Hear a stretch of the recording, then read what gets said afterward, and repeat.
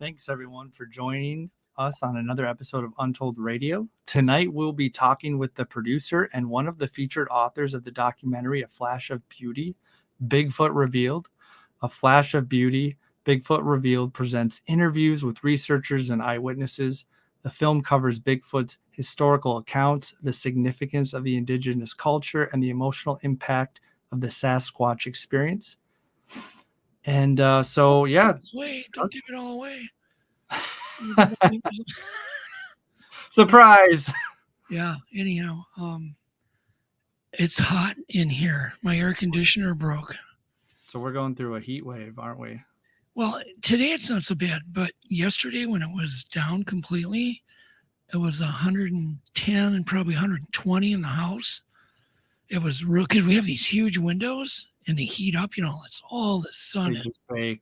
And we just bake, and it was not good. So the tech comes over and the guy shows up, right? Of course. And I'm looking at the guy and I'm going, this isn't looking good. I mean, I don't know where they got this guy, but he was he had very few words. And he just looked at me. And I looked at him and I'm like, our air conditioner's broke. He's there to fix it. He doesn't go, where is it? What, blah, blah, blah. What happened? Doesn't ask any questions. And so I'm feeling really awkward.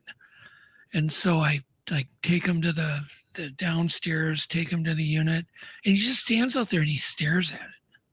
He just stares at it. He just looked at it. He just looked at it for like the longest time. And I'm thinking, ooh, this isn't good. We're not going to get cooled off tonight. No way. And so I kind of walked him through what I thought was wrong with it, which I think it was just the coolant leaked out. It's kind of a common problem. And just so everybody knows too, if you get a leak where your air conditioning's shutting down and you suspect a coolant leak, it could be in your house. And the stuff's like really bad for you. So, you just kind of because it was weird because we were both complaining of being really dizzy. Literally, I had to lay down. I never do that. I had to lay on the couch because I was so dizzy. But anyhow, so he couldn't find the leak. I had him put UV dye in it. Then they pressurize it with air to see if it, where it comes out. He couldn't. He's got this flashlight, UV flashlight, and the batteries are dead. They're just like barely working. I'm thinking, oh, this isn't good. So then he takes the cover off the coil downstairs. So he takes it off? Yeah, to look for a glowing leak. A leak. But he doesn't check the backside. And I said, he doesn't check the back. Aren't you going to check the backside? And he goes, well, that's too much work. That's too much work? I said, I can get you a mirror. I got a little mirror. You can, so you can check. Because it's kind of important to find the leak because just so people know, just to have your coolant charged, it's like $1,000. So if it gets charged and it leaks out in a week or 2 weeks or a month or whatever, you're going to pay another $1,000. And it's just money. It's just like throwing money in the garbage can. So anyhow, I was just like, no. So finally, he couldn't find anything and he didn't want to look for anything. So I said, tell you what, let's replace the 2 Schrader valves. They actually have a bike valve. Same as on your tire, Alex, on a bike, holding 300 pounds of pressure in. So you wonder why they leak. So I had him replace the 2 Schrader valves under my direction. I even offered him the tool to do it. And I'm thinking, he did like half his job. Why am I paying this guy? And then all of a sudden he's really quiet for a long time. And he walks out of his truck and he hands me a price for a new air conditioner. $6, $7, $8 $8,000 or whatever it was. And that's kind of what they do. And they know they got you by the gonads because they know, you're suffering. You need help. Oh, yeah. They also know everybody's booked out for a week. Yeah. So yeah, it's not a fun deal. So anyhow, so it's like 95 in my room and I got a little fan. So if anybody hears wind noise, I don't care. That's the only way you're going to get through this show. It's the only way I'm going to get through. Yeah. It's a little toasty. But you haven't sleeping, have you? Yeah. I'll be fine. Hey, the fan is beautiful. It's one of these little USB fans you can buy for like $8 on Amazon. And they're whisper quiet and they blow a ton of air. Highly recommended, fan. I went and I bought 3 of them. I'm waiting for the power outages we're supposed to be getting, the brownouts that they're warning us about. And I'm like, oh, I can run these off e-bike batteries. So I'm set. Nice. Yeah, so you have fans for days. Yeah. I think it would run, an e-bike battery would run one of these, I'll bet you 40 hours. Be no problem. But anyhow, I was looking at YouTube, like I like to do. Let's look at stuff to talk about. And I saw there's this huge a wild boar invasion in Rome. And I'm thinking, okay, that's the last place. If I was a tourist, when I went to Rome, I would expect to see wild pigs running all over, especially 200-pound boars with tusks that can kill you. So I'm like, God, I can't believe this, right? So I'm looking for footage. There is so much footage on the wild boars in Rome, and they're everywhere. I mean, they're literally robbing people of their groceries. When they come out of the grocery store, they're attacking people. They're just out of control. They're attacking motorcycles. They're all over the streets. They're eating the garbage. Rome's a little bit messy, in some parts of town. And there's garbage piled up. They don't have like the kind of garbage service that we do in the U.S. here, which we should all be thankful for. And so these wild boars are just feeding on all the garbage. And so they're in the town. And so I read this article then, and it said, oh, well, they don't want to kill them. They don't want to transport them out of there. What they're going to do is just hope the wolves come back. They're just going to hope the wolves take them out? Hope. The wolves come back because there is adjacent forests near Rome. So, and I'm like, oh my God, that's just insane. But then I realized too, and I've known this, the wild boar population in this country is also getting out of control. It's growing, Alex, by 20% a year. 20% a year. What does that mean in like 5 and 10 years from now? Like, so that means you're going to have wild boars in your kitchen any day. So, okay. So I confirmed this, 20%. Okay. And certain states have just a huge amount. How many wild boars do you think are in Texas? Take a guess. Anybody? I'm gonna make a fool out of myself. 10,000? No, 6 million. Okay, yeah, a little off. You just made a fool out of yourself. You lose by a mile, as they say. Okay. And there's let me look here. Well, part of the problem is wild boars eat almost anything. They eat roots, rhizomes, tubers, bulbs, nuts, berries, seeds, weeds, leaves, bark. Just think of an animal that just can eat dry leaves. No problem. Shoots, garbage, earthworms, insects, mollusks, fish, rodents, insectivore. They're insectivores. So that means any insect they'll eat. Bird eggs, lizards, snakes, frogs, and carrion. That's pretty much anything that you could find. What about the stuff they put in White Castle? I think they'd eat a White Castle. They consider it, maybe. Why is it that I always get dirty looks when I say, God, I want to go to White Castle? Like, that will give me the dirtiest looks, like, oh my God, you're a lowlife.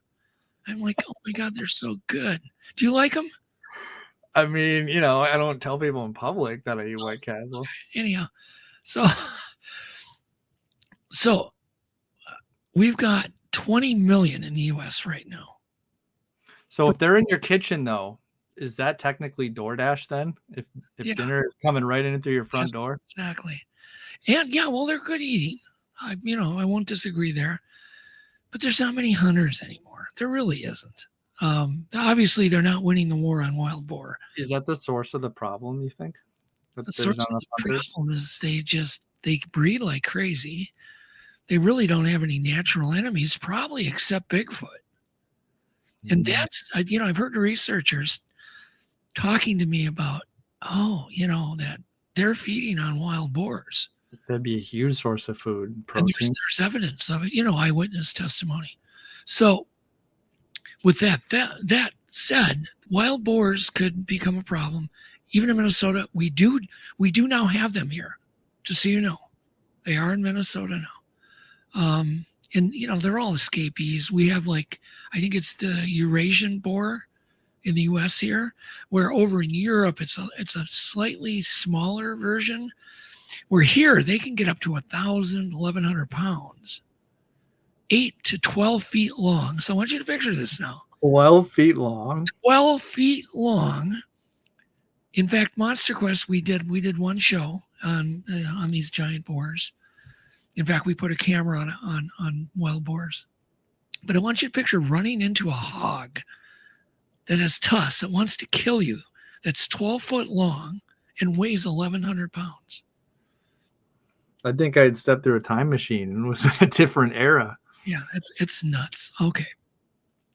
But in Rome, they only get up to 200, which is still enough to kill you and attack you and gorge you and do all sorts of stuff.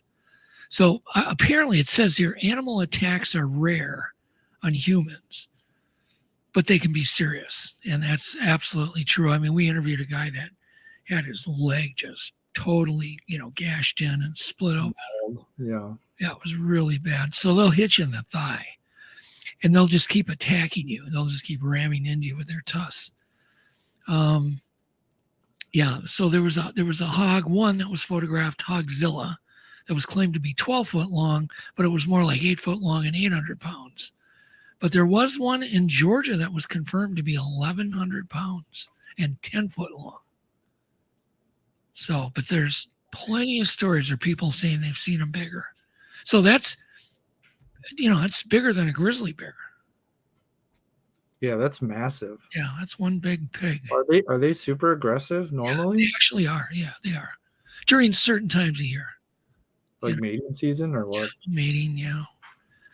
During, when they have piglets, I guess you'd call. What do you call a baby pig? I mean, it sounds right. What do you call them? Baby pig? No, it's piglet. So, okay, but what do you do? Let's say you run into one in the wild. What are you supposed to do? Run. Run? Like hell. Just run. I don't think the rule of, play dead or keep looking at them matters with a wild boar. I think you just freaking run. I think. Yeah. Don't quote me on that. Don't kill because they ran from a wild boar. But I mean, they're just going to get you. But anyhow, let's see here. So hunting wild boars could still to this day considered a bravery test. Okay, they're dangerous. I was invited numerous times, and I always said no thanks, don't want to do it, not into it. So apparently, they have found a wolf scat in Rome with some wild boar parts in it. They did DNA on a wolf scat.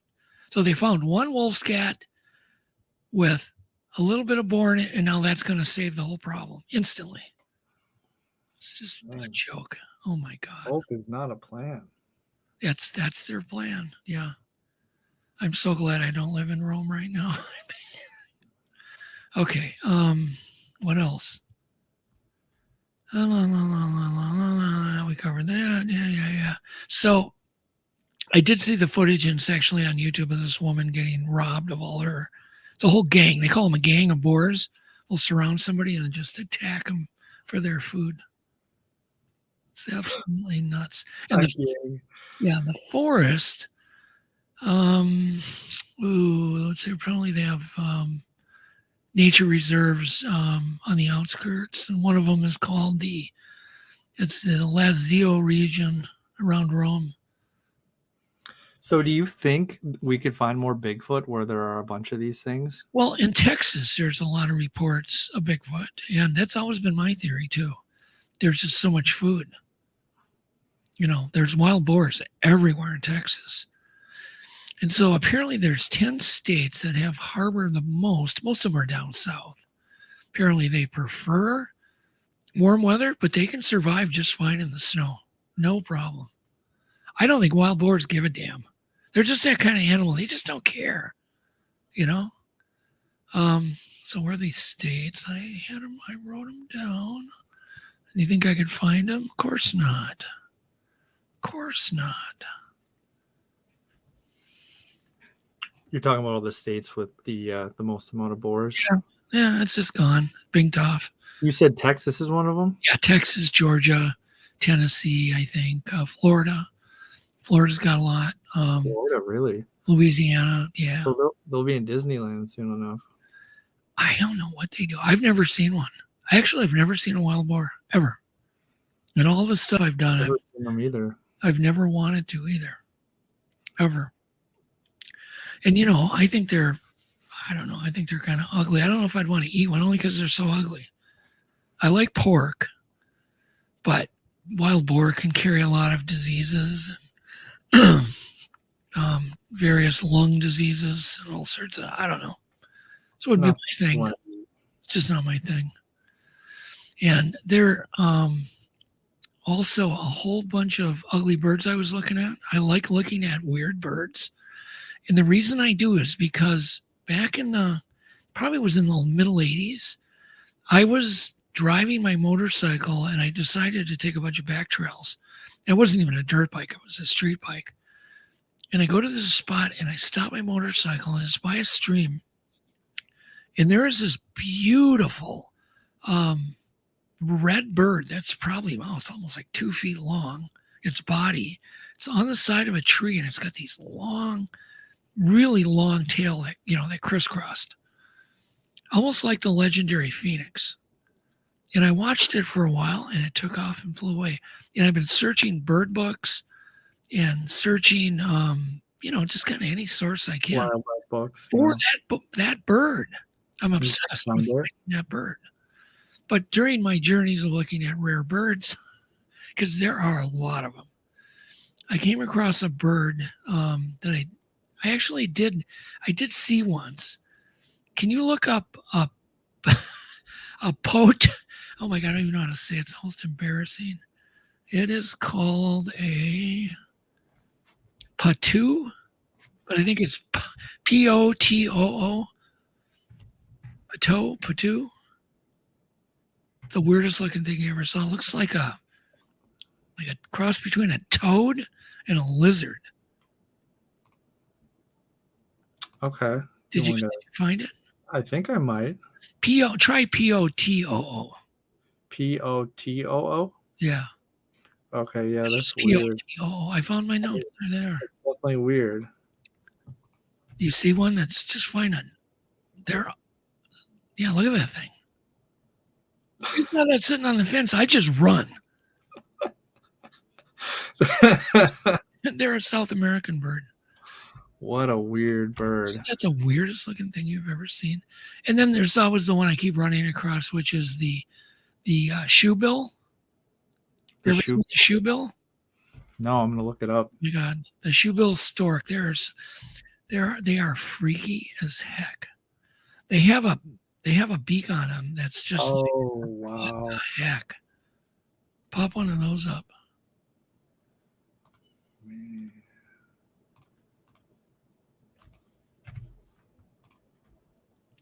Yeah, that's not a good. That makes them look. Pop a different one up. There's some freaky ones, especially when you see one next to a person. So they're actually quite large. They're very bulky, but I guess they're actually quite harmless. It's the only bird I know of that'll actually give you a dirty look. Is the shoebill stork. They will stare you down. Yeah, it's not a bad picture. They're weird though. I mean, they're huge, Bill. Yeah, no, they are huge. And then, of course, for some reason, I'm looking for ugly birds or weird birds. A video came up about a moose. Listen to this, Alex. It's a moose that a guy installed a gas cap on it. They basically did surgery on it, drilled a hole in it, put a gas filler and a gas cap. I mean, a regular car automotive gas cap, so they can start measuring its stomach contents for research. Jeez. And I'm like, oh my God. So they have a gas filler, through its body, into its stomach, and they have a gas cap on it that they can unscrew and dip, That's pretty like morbid. So the moose doesn't care. They feed the moose. It's kind of free roaming, but it's in a big barbed wire enclosure. And then they can draw it to the fence, give it some carrots, and then unscrew the gas cap off, and then take stomach samples to understand its digestion and the amount of food it eats. And oh my God, because moose are kind of getting endangered. They really are. At least here. Yeah. And I doubt they are in Alaska, but some states they are. Yep. How are we doing on time? We're ready to bring those guys on. Let's do it. Okay. So yeah, this is the producer and one of the featured authors. This is Brett and Tobe. Hey, Brett. Hey, guys. Brett. And Hey, how's it going, Tobe? There's Tobe. Proud to be here. Can you guys hear me? Yeah, there we go. There we go. All right. Let's do this. Yeah, thanks for having us tonight, I guys. just went into the laundry and found a fresh shirt. So Oh, yeah. Look at that. cozy. Look at that shirt. Look at it. It's so soft, people. Yeah. Yeah. I just wish I filled it out better. This is swag for your new book, The Halloween Life. I love it. And the book is selling, which is great. Good deal. Now, all I Yeah. can see right now is my big fat face on here. There we go. Yeah. Okay, good. Something happened. All right. I Got just wanted to show the shirt, not you. it. All right, cool. You know. Good to see you guys. Yeah. So I watched the film. Although, Brett, I've seen clips all through Yeah. process. Yeah. So it wasn't Yeah. anything, really new. But got to see the whole thing, watch the whole thing from beginning to end. I watched it, a lot of it with my daughter, and she loved it. I said, "What do you like what's different about this? Why do you like it?" She said, "It's really peaceful." It is. What a compliment. And beautifully shot. I Yeah. will tell you that. The shots of the forest, like, it's serious eye candy. Like, forget even people that are into Bigfoot. Like, I feel like that's just gonna bring a lot of people in. Yeah. So the Awesome. music- Thanks, So- Alex. Appreciate it. So let me I'm going to get all my compliments out of the way right now. So the music was perfect throughout the whole thing. And to me, this movie, and this is my interpretation of it, Brett, it's about people and their emotions and how their sightings affected their lives, their psyche. So it's really a movie about the heart. It's not a movie about physical evidence and footprints and that kind of stuff. It's about sightings. It's about run-ins with these creatures and how it changed their life. So for that reason, it was totally different than anything I've ever seen. So you did a nice job staying on track, sticking to the theme, and just putting it all together in this gorgeous film. So I'd rate it as 10 out of 10. I mean, it's just gorgeous. Thank you so much, Doug. Appreciate it. And you got it. That's exactly what we wanted to do. We wanted to go in and not only tell the story of people and their interactions with Sasquatch, but we also wanted to give some dimension to Sasquatch. And I felt going into this that we the public doesn't really get to know this guy, or they don't really know this guy. He's kind of become, at least here in the Pacific Northwest, kind of an icon. You see the stickers on the backs of people's cars and the stuffed animals and so on and so forth. But, you still have that kind of underlying myth that they're, these scary monsters in the forest. And we found out real quick that that's not always the case. So we wanted to really portray that. You did. Some of the stories were actually touching. They really did. It's just, I was impressed by the quality of the witnesses, and at least I can talk from authority. Joking aside, but I've interviewed, for television, just endless amounts, and you really had quality witnesses. They really knew how to express their feelings, their sighting, to explain it in a very, kind of a non-BS way, and it was really amazing. Thank you. I really can't. I definitely want to even watch it again, because when I watch a film and I like it, a lot of times I'm like trying to figure out, why do I like this? Why do I like this film so much? Because I want to, I want to duplicate. Yeah. Like, we all do. We all want to emanate. Like, what is it about this film that's so different? And you really nailed it. I mean, don't you agree, Tobe? It's just totally different than anything out there. Well, so much of what we do is people that look into the strange phenomena of Bigfoot and everything else, as mentioned in the book. Interviews and some interesting spots. Maybe you're sitting down for the first time meeting somebody who had a sighting 5 years ago, and you're at a mom pa diner first thing in the morning. Maybe you're at their house, or you're sitting at the on the bed of a pickup truck and hearing these stories related and watching what happens unfold, as the hair on their neck stands up and the goosebumps come up, and that kind of testimony has rarely been captured in such a 4K cinematic quality where you cannot escape. There is no ambiguity. These people believe what they saw. They were changed by what they saw, and there are consequences for them based upon what they saw, even good qualities to those consequences. But there's also consequences of you being watching it. Now you have to talk yourself out of the fact that they're lying to you, and that's very difficult to do when what you just saw was the truth.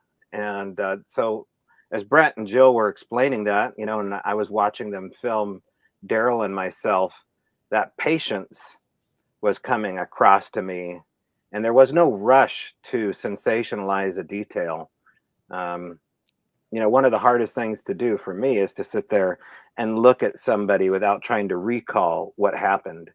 And I'm not the best at that, but some of the people on camera are tremendous. And now I'm going to do it really. Now I'm going to find myself totally doing it. But some of the people on camera are totally just entranced, right? Dead center on lens. And it's an amazing documentary. And that's just one of the reasons why for that. What do you think, Tobe, is the one common thing that everybody kind of shares, the camaraderie when they have a sighting? Yeah, it's a brotherhood. Brett and I talk about that too. It's a lot like, I'm a part of the VFW, Veterans of Foreign War, and they have the VFW halls. And when you go into a VFW hall and you meet somebody who was in World War II or Vietnam, there's this instant bond with the fact, oh, you did time. That's no different for these witnesses here. And you meet them at conventions, and having that camaraderie with somebody who's been in the trenches, been in a foxhole, had gone through this psychological warfare of ripping away one world and replacing the reality, which is, it's different than a war though, because wars happen. This is not supposed to happen. You cannot share this. You can share the war story and you can share it with anybody, but you can only share this story with another person who's been in a Bigfoot foxhole with you. Yeah, it's such a paradigm shifting experience, because one, just to see an animal that big, and if you see an adult, but they're not supposed to be real. It just cannot happen. It can't be real, because most witnesses aren't researchers. They're just regular people going about their business. Yeah, I agree. Yeah. And that's why we wanted to talk to a psychologist, because we wanted to understand how the brain functions when somebody has a quantum life-changing event such as this. And we equated it to PTSD because I've had that happen to me in my life. I've seen I actually saw a friend of mine get killed before my very eyes in high school, and it changed who I was from that very day. And it's something I don't, it's something I think about almost every day and how I live my life, because I know how fast life goes. Yeah. And not to get too dark on you, but it's true with Bigfoot too, because when you see something that's that imposing, that's that big, that's that different from your reality, There's not a day that goes by that you don't rethink back to that and question everything. Question what you're seeing on TV, question the reality, question what you're seeing in the sky, what's in your food, because you don't know the truth anymore. Yeah, no, You know? that's it's almost like you do question everything in your life because you don't even know if you're crazy, even though Yeah. even if you had a witness with you. Yeah. Was it some big hallucination, some big, why did we see this? Yeah, and I think people that have these sightings together, like Chad and Austin in the film, are lucky. They're very lucky. Yeah. And Chad and Austin became brothers, blood brothers over this. Yeah. And they would phone each other, and they talk about this in the film. They'd phone 11:30, 12 o'clock at night. And sometimes the phone call would be, "You saw that, right?" "Yep, I saw that." "Okay, we're not crazy." And You know? it had actually a pretty traumatic effect on them, even though they had somebody. It does help, but it doesn't solve the problem, the paradigm shift. Yeah, and I just want to also clarify too that when I say PTSD, it's not so much that it's a PTSD and that it's because of the fear, but there's just that, like I just said, there's that quantum change in all of your thinking. Yeah.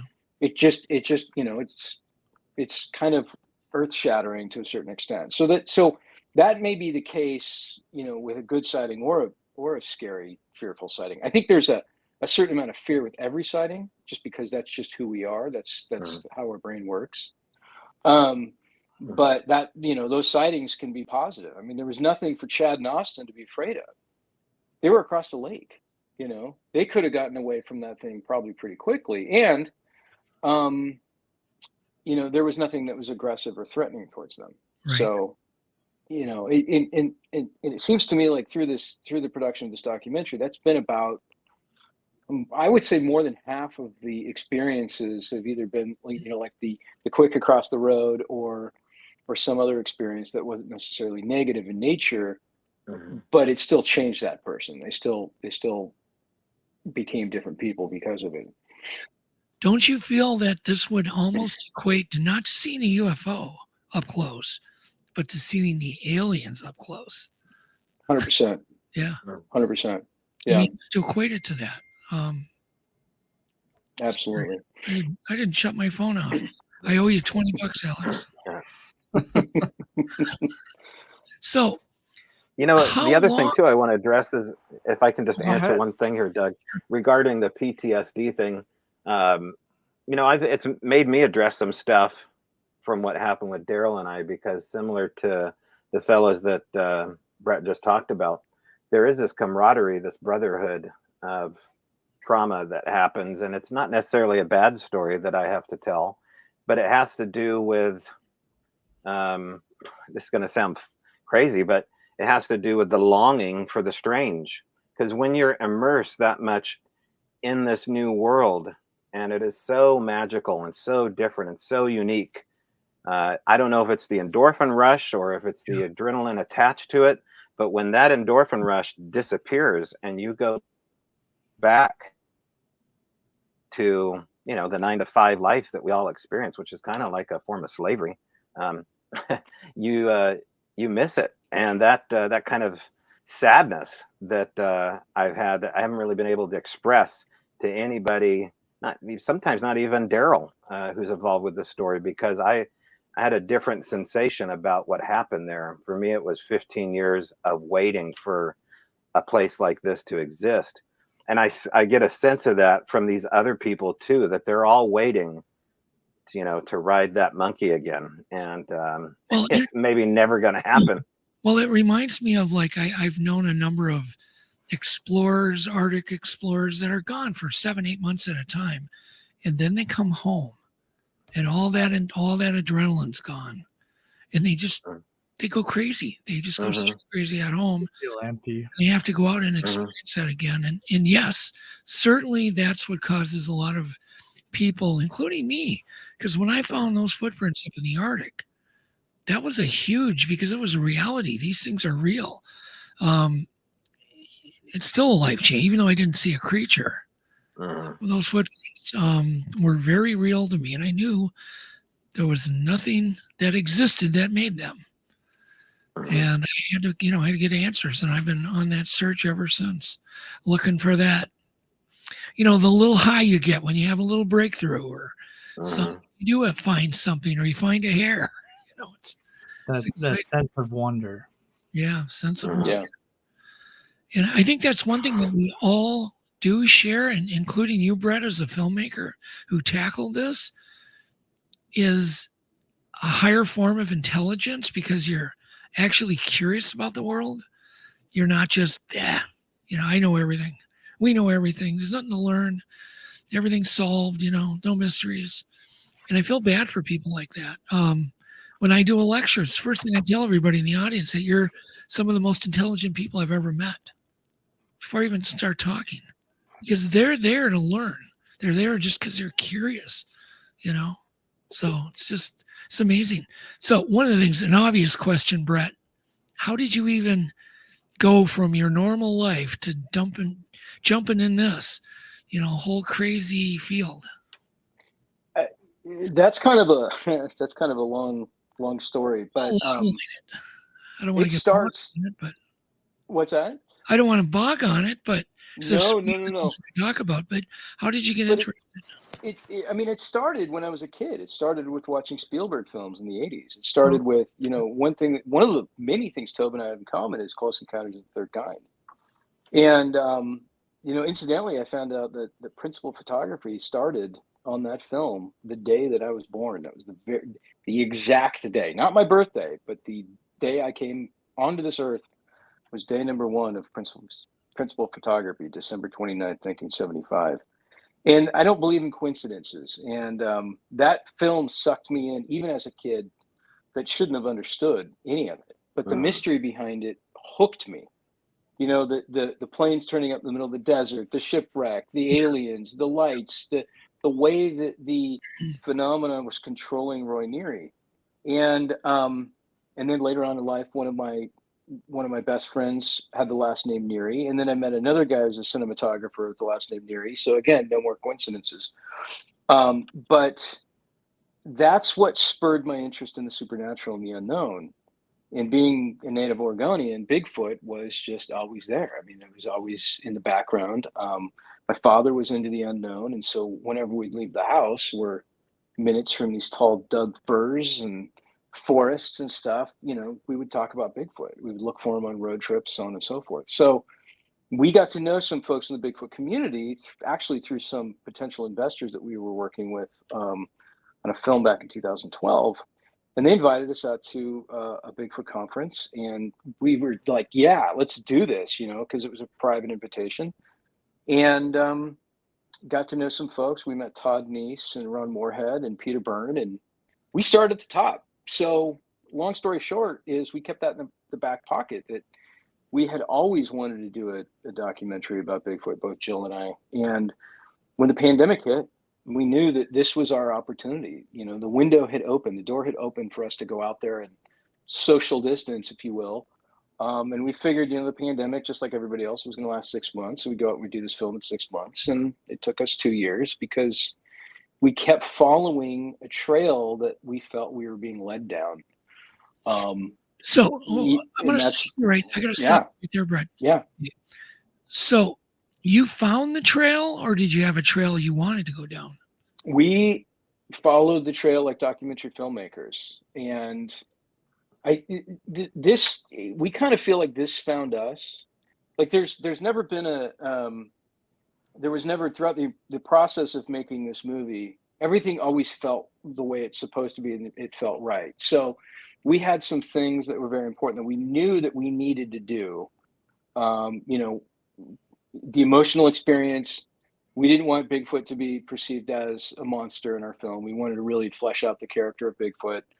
Um, and we knew we wanted to really show off nature and show off the beauty of the universe and the beauty of the unknown. So we definitely had a checklist that we followed as we went through the film. And then, finding Tobe and Daryl led us to a whole bunch of other, incredible stuff. So we just felt like, I don't know that I believe in luck. I think you make your own luck. And so that might be part of it. But yeah, I mean, the story kind of told itself. So you didn't have like, oh, we're going to do a film that's going to show the heart of the people that had a sighting. It just happened naturally. No. We did. We absolutely did, because we knew that we had to have that emotional component. That was something we felt was missing in all Bigfoot documentaries. Yeah. There was no emotional component, and that's fine, and I think there's a complete and total place for that. But we felt like if we're going to cross the streams, if you will, into the world of skeptics, then we really need to show the full body, the full effect of experiencing something like this does to a person. And so we knew that, yes, this had to be a human journey. This had to have a lot of heart into it. There's no question about that. Yeah, it's just amazing the really good witnesses that you found that could express what they really felt. I mean, they did a great job. I was really impressed. And of course, you're not burdened by any television network that says, oh, this has got to be 50 minutes long and you got to cram all this crap in, and we want more, some executive in New York going, we want this more dramatic, and la la la. So you could just do what you wanted to do. You had no boss. We were very lucky, very lucky. Our distributor didn't give us a single note, not one. That's awesome. Yeah, we were very lucky. So you met Tobe. That must have been a little bit of a change too, because Tobe is obviously, he's one of the coolest people you ever meet and one of the most connected people you ever meet, but he's so open-minded on everything. And did that affect the direction your film went at all?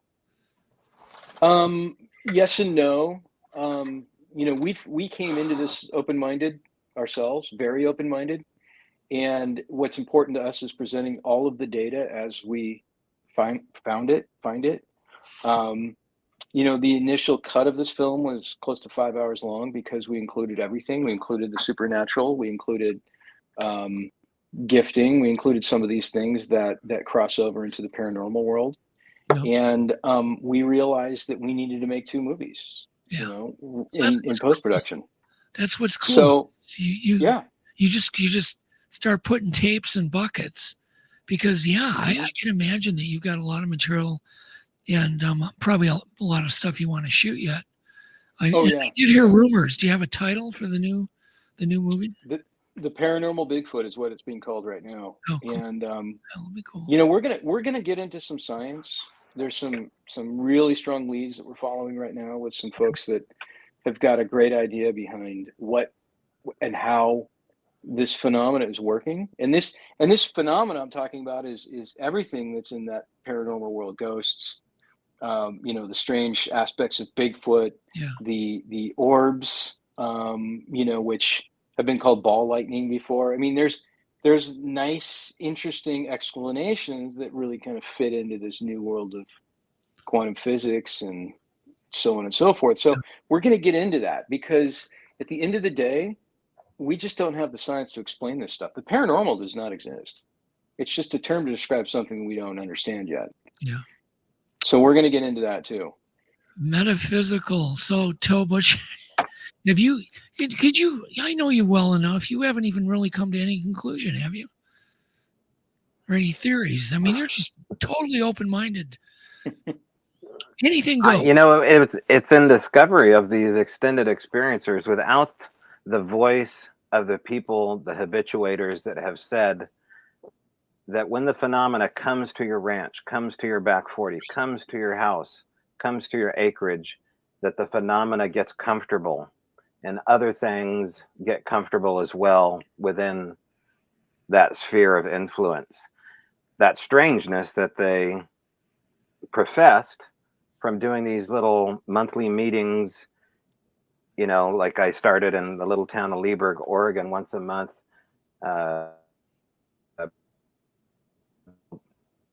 beer and pizza to tell their Bigfoot stories. When they would pull me aside, usually after the show was over in the back parking lot, and invite me out to their house and say, this is such a strange phenomenon. It's not what it's not what these other guys are saying. And then, having Ron Moorhead and Tom Powell and Henry Franzoni and Lee Trippett, these four horsemen here that are kind of underrepresented in the Bigfoot community, except Ron really at this point, those guys pulling me aside and say, listen, just go to that house. Just listen to them.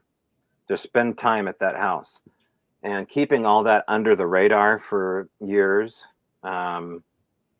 led to the moment where I had the trust of Daryl and Cindy Adams to really just lean in. I was finely tuned at that point to figure out how to get close and get close as well. And I actually did lean on some other private people. I leaned on a gal in Colorado that was also a long-term witness. And she goes, whatever happens, remember that you can set boundaries. These things will have to listen to you. And you have authority to do that. Just treat them like misbehaving teenagers. And no one ever told me that. That's something brand new to the world of the Al Moon Lab.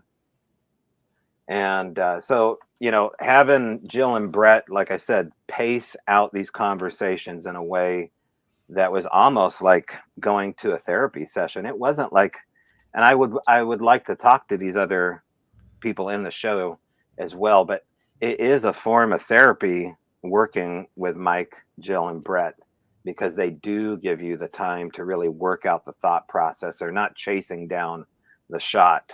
Well, can you logline, Tobe, for anybody that doesn't know you and the work at the Al Moon Lab, just logline the fact that you were having a lot of paranormal activity along with physical tracks and physical things too, handprints and things happening, recordings.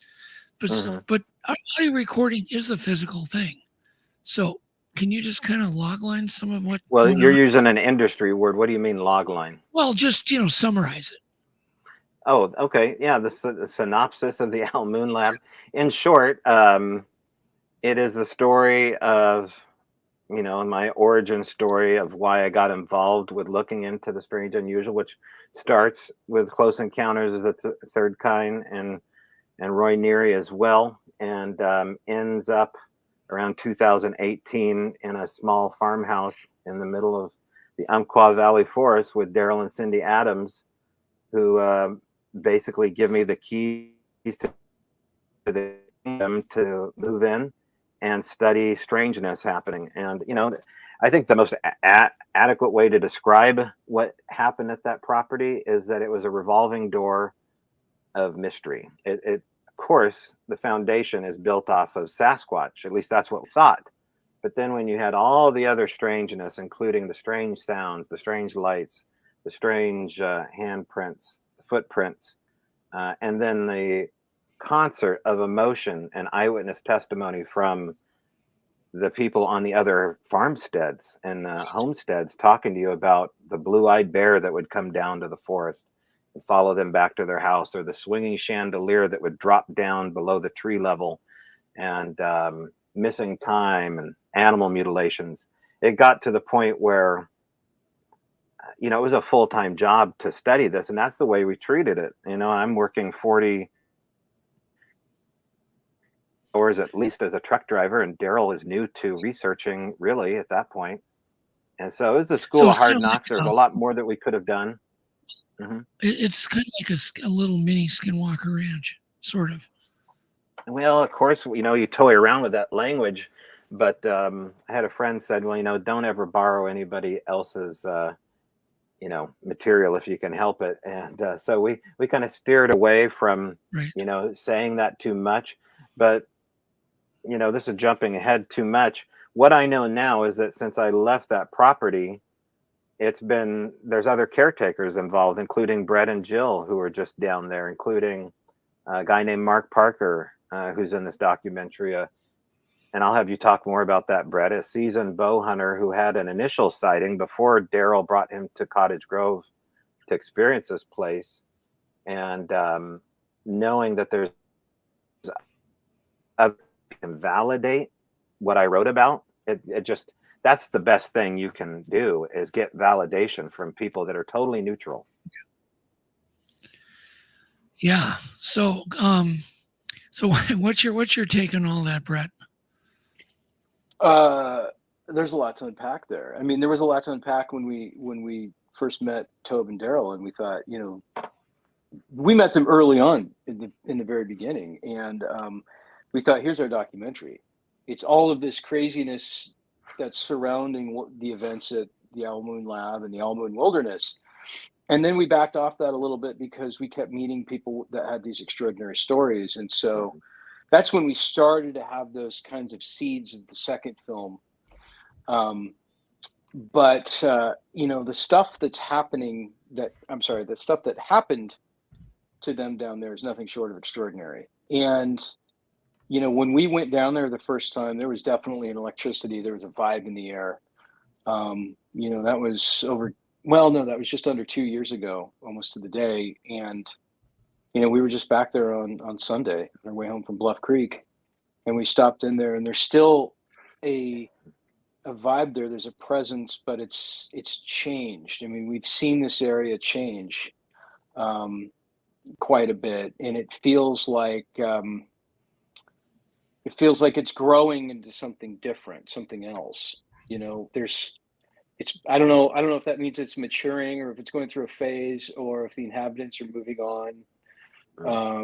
But it's been really interesting to kind of keep tracking this particular area. It's like a garden of spirits, a garden of the supernatural in a lot of ways. It's super interesting. Well, there's a number of homeowners that I do talk to that will suddenly have what they think is Bigfoot activity, and then they start reporting really odd things to me.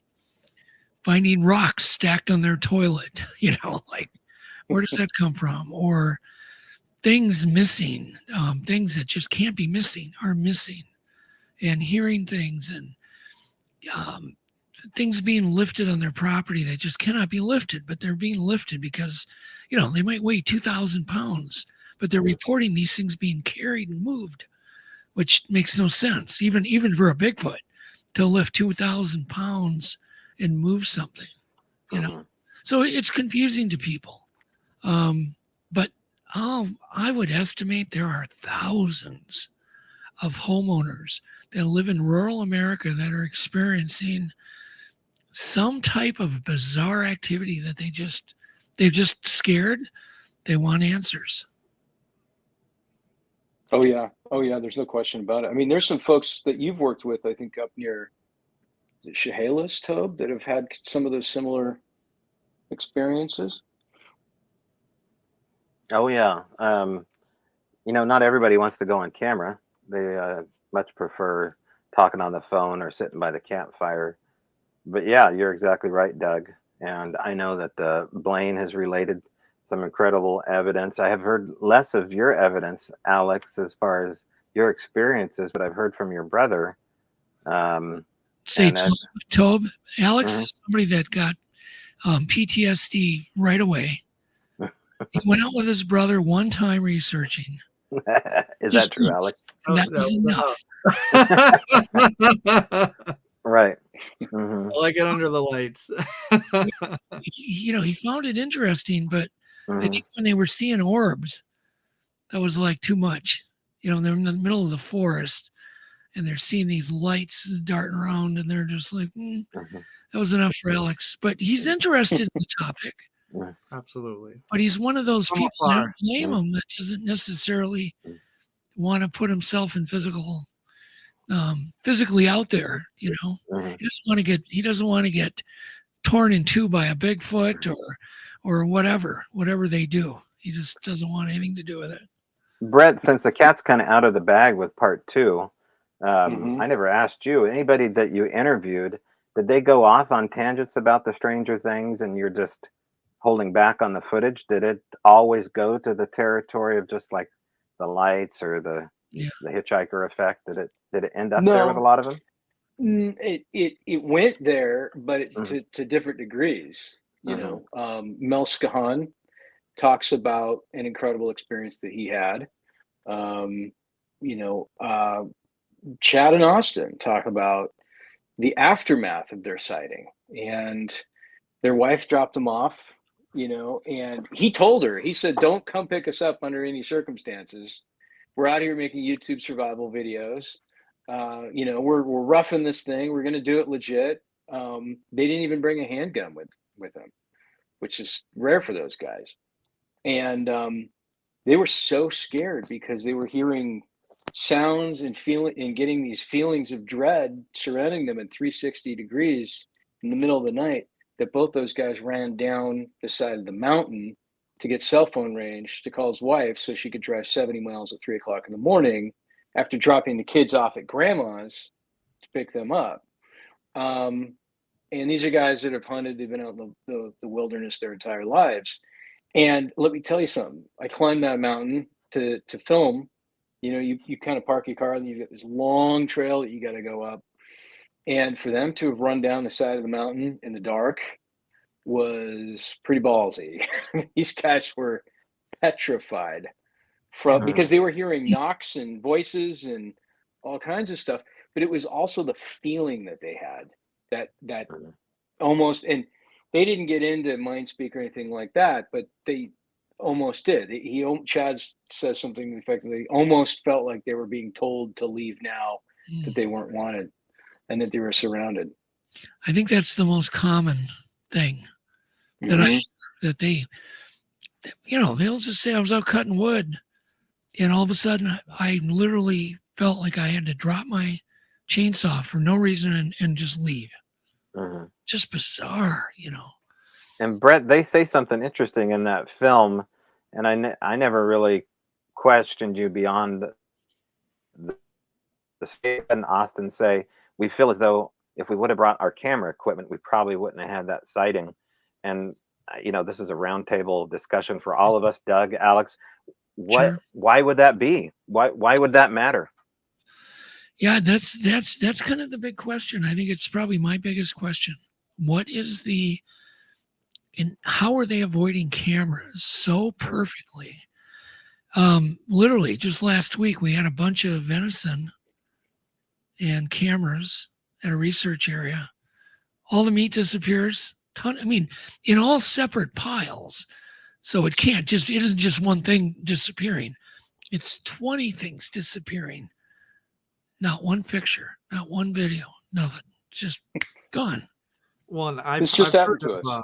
All this activity disappearing when cameras get put up, trail cams and stuff, and then as soon as they take them down, it all comes back. I mean, this isn't the first time I've heard this type of story. It's the most puzzling question. Are they disabling them somehow by some magic or some natural super ability? Are they just smarter than us, just more sophisticated? They know exactly what those are. They know how to shut them off. They're opening the doors, but then we've had cameras watching cameras. Same thing happens. So just this past Saturday, we were up we went on a tour of Bluff Creek, of Patterson Gimlin site. And, where we were camping, we had to go down into the site, and it was quite a ways. And so I set up a wildlife cam the night before, and I let it run.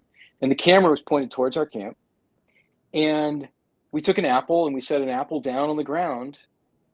And it was still there in the morning. But that was because I think we were in the camp. So when we came back from being down at the Patterson Gimlin site, we were down there 5-6 hours, the apple's gone.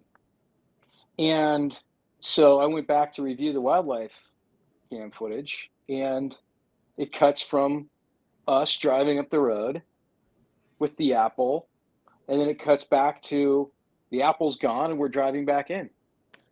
And I can't explain it.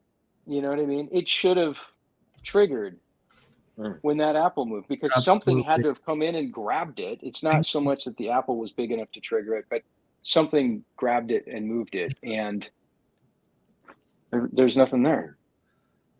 I always tell people put multiple objects, because that rules out somebody beating the shutter, beating the passive sensor, or something beating it. But God, you just can't imagine when you've got 8 things hanging on a tree, and then boom, there's the footage before, tons of it. There's other animals coming in, sniffing it. no problem. It gets everything. But all of a sudden, bam, it's all gone. It's And amazing. so it does make you want to jump to the paranormal. I just personally am just open. I don't jump to any conclusions. Until I see it happen, I'm not going to jump to any conclusions, but I'm going to remain 100% open. Yeah, you have to, because it's really about collecting data and trying to debunk it as best you can. You know what I mean? Until you can't debunk it anymore. Well, I've been kind of puzzled for 30 years now. In everything I've done, they just keep outsmarting me. And it's like, oh my God. You think, am I that stupid? You would think that, because if I was trying to outsmart you, Brett, I guarantee I could do it. I guarantee it. Oh yeah? No. If you bury a little camera on a trail, and you cover it with leaves and rocks, you just have this little 3.6 millimeter little lens sticking out. There's no way you would notice it, Brett. Nobody. Yeah. I don't think the height, unless you're some guy looking for tripwires or something, you're probably just going to walk right by it. Yeah. So why do these things always catch this stuff? It could be maybe they're picking up on the electromagnetic field or something of the electronics. Yeah, that's one. But guys, I think we're going to go to break for just a minute, and then we'll be right back. Sounds good. Okay. All right.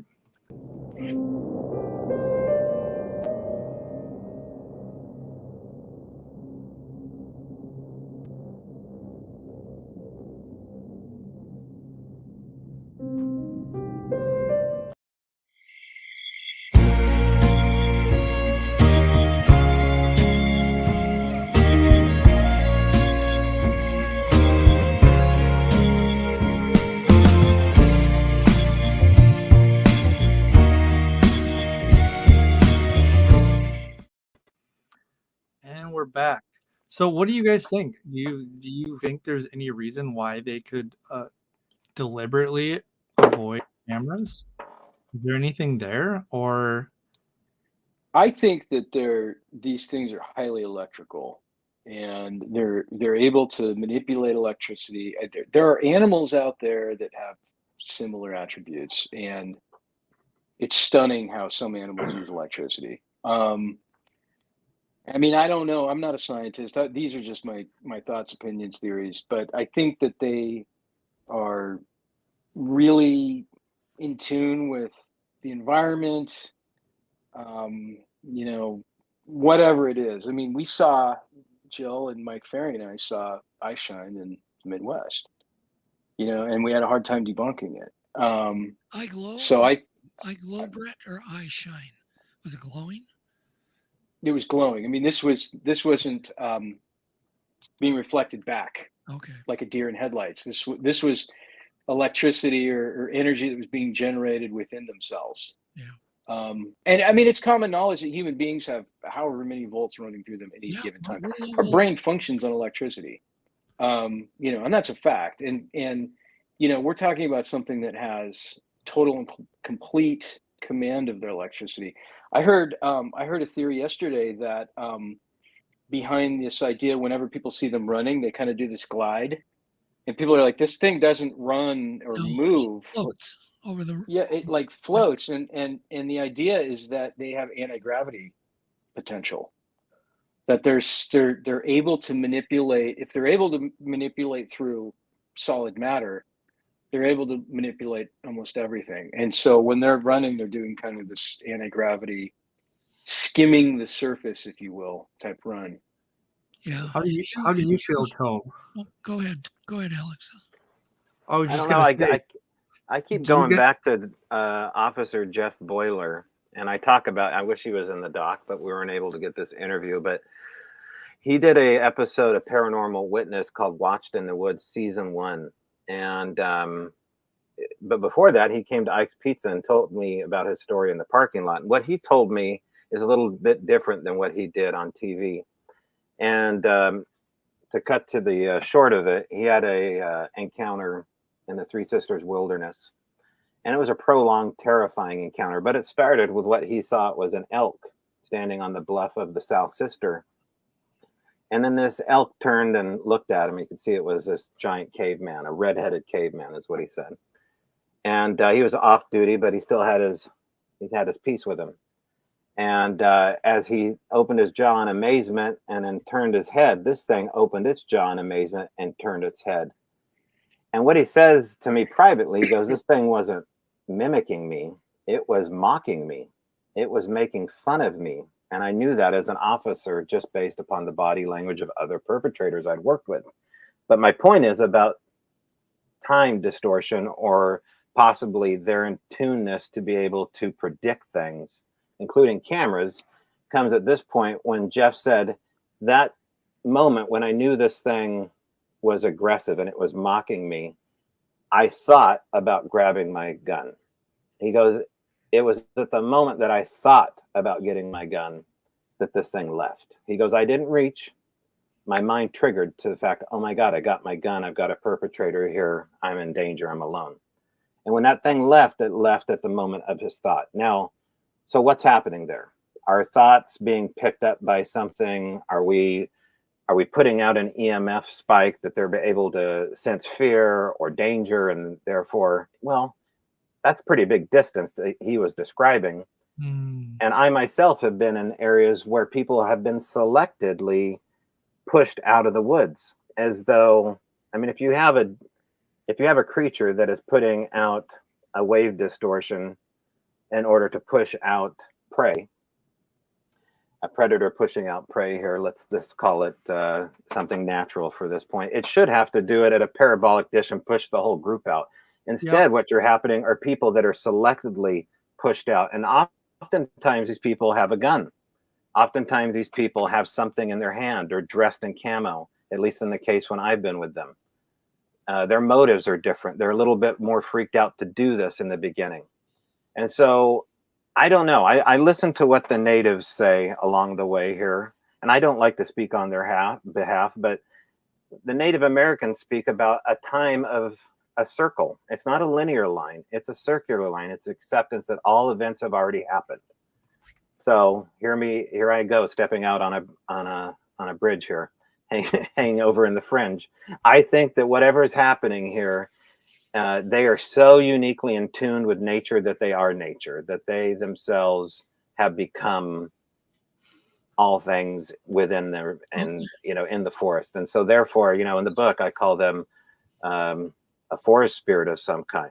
And that's what I think is happening here. It's on such a drastic nature that we can't really deal with it with traditional accepted science. That's the most down-to-earth explanation ever of the paranormal. So you nailed it. Does that make sense? No, it did. Totally down-to-earth explanation of the paranormal. So there was a story I was going to share to Brett's point about electricity. So Blaine, he experiments quite a bit. So he bought an EMF meter, and he goes up to a very remote area with another researcher, and they do a controlled test with these EMF meters, or meter. I think maybe he only had one, and everything's kind of zeroed out. Once in a while it'll peak, or not peak, just barely bump. They go through a town, they go by a cell phone tower, but they're now in the middle of nowhere. They go out there, they set up their camp, they get all settled in, they do a wood knock. The EF meter spikes the moment they did the wood knock, and stayed spiked until morning. And then as soon as the sun came up, it went down to zero again. Now, what the hell? So I told Blaine, I said, that's completely worthless data. It's interesting, but now you got to bring at least two. If you would have had two with you, or three, then it would have been amazing data. Because how do you get an EMF? I can't even get the thing to barely move when I put it up to my outlet. So we're talking high voltage. So there you go. Brett, when you go out now, are you finding yourself bringing different styles of camera equipment, 360 cameras, or EMF detectors yourself, or things like that? Yeah, we have an EMF detector. We haven't brought it out with us recently, but we will be bringing it out this summer. Yeah. As we start shooting the continuation shooting of the sequel, most of it's already shot, but there's a few big things that we want to go and do. Yeah, we will be, doing that. There is a moment in the film where we have the EMF detector out, and a moment in the sequel that we have the EMF detector out, underneath some power lines to show how there's a bunch of EMF coming off those power lines, and how power lines might be, they're the Tesla chargers for the Bigfoot, if you will. That they, not only can they see prey if they need to by hiding out in the edge of the trees, but they can recharge while doing it. Yeah. So, Well, it makes a great corridor. In fact, it's a power line cut where we get most of our hair samples. yeah, So is that there's coincidence? something to it. I don't know. There's something to it. It could be. I always figure they're just scratching their backs on them. Because we'll find hair samples up, pretty high You know up. better. Feet. You know better. It's pretty interesting. Somebody had a question. Let's go before I ask the question. EMF meters, everybody should get one if they're doing research. They're cheap. I mean, they're like, I think you can get them from $30-$40. Bring one. It isn't going to hurt anything, because we do need more data. What's going on with EMF meters? I talked to a researcher who literally told me, Brett, that he got zapped by like a sideways lightning bolt, knocked him on his butt from Bigfoot activity. Interesting. Out in the woods on a clear day. So Interesting. Well, these orbs are a byproduct of whatever it is they're doing. Let me rephrase that. They could be a byproduct of whatever they're doing. And orbs have been seen with ghosts and some UFO activity too. So I don't know. I mean, there's something there, but I've also heard that these orbs that folks that have touched these orbs, that they're cool to touch. You're not getting electrocuted by touching them. It's like a plasma ball or something. I have a story, and I don't know if I've ever told this story. And I was actually with you, Alex, when it happened. We were this is a weird story. We were in a department store. I needed to get an auto part. And it was one of the big box stores. And I see this little orb about the size of a quarter, round, darting around up right in front of the shelf. And I'm like, what in the world am I looking at? At first, I thought it was a moth. And I'm watching this thing. It's just darting very erratically. And then I could see it very clearly. It was just a round, glowing little ball, white light. And it flew and hit me in the face. And I'm like looking around going, did anybody see that? And I grabbed Alex's hand and I said, we're leaving. Because my whole face started to burn. I got home and I had a huge lump on my cheek from where that thing hit me. And it got worse and worse and worse. And then eventually it started getting better. And then it left a big crater scar on the side of my face. Took years to fill in with, fat and whatnot, eventually go flat again. So there's my experience with an orb. So ever since then, I'm not so sure if they're safe. Wow. We could tell any story we want after that one. Yeah. We're perfectly sane. It happened. I know what I saw. I know what experience. I know the injury I got. And I don't know what it was. I call it an orb. But it was just a little erratic ball of light. In a store, though. That's not where you expect to have a paranormal experience. How old was I? Oh, my God. You're just a little kid. I was still holding your hand when we, so you were very young. Hopefully you filled out the online survey and some customer service. Exactly. Terrible as you got orbs in the store. I mean, that's a hilarious story. I'm embarrassed to tell it, but it happened. Blue light special. Wow. Yeah. Yeah, literally the blue orb special. Oh my God.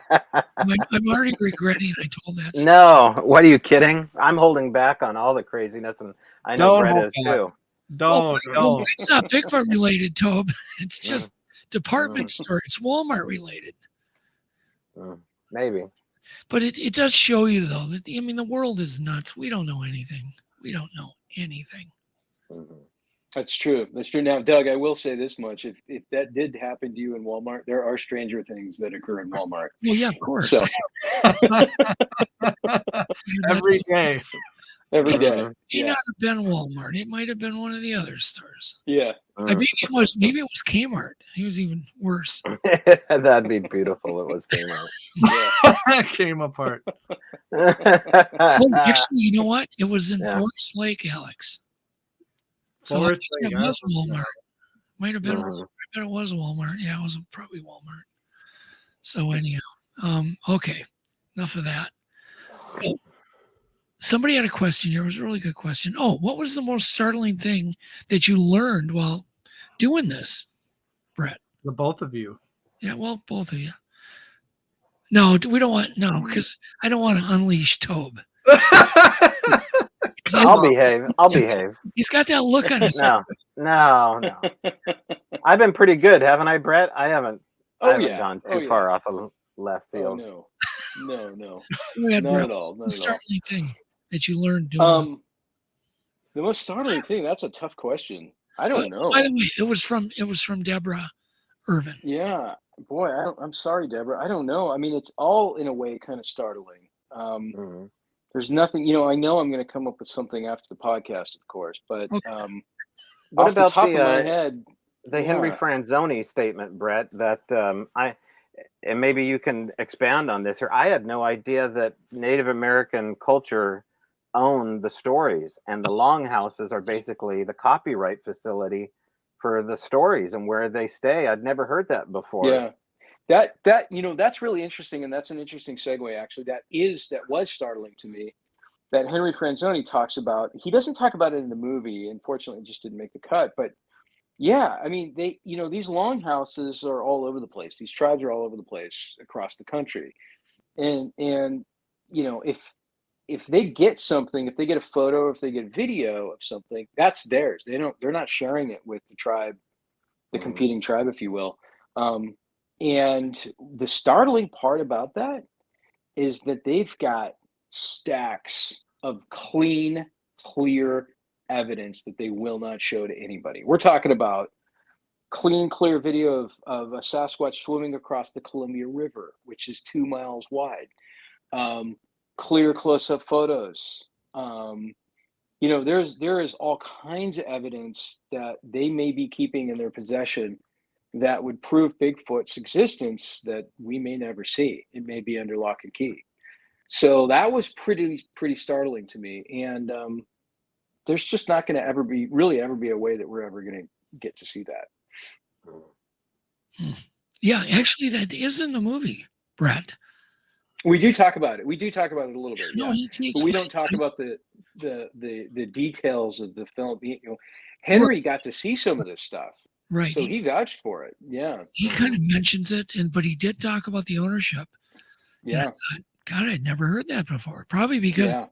the actual description was zoned too. Mm-hmm. Wasn't to leave. Henry maybe he'll get in trouble for even mentioning that, but that was amazing.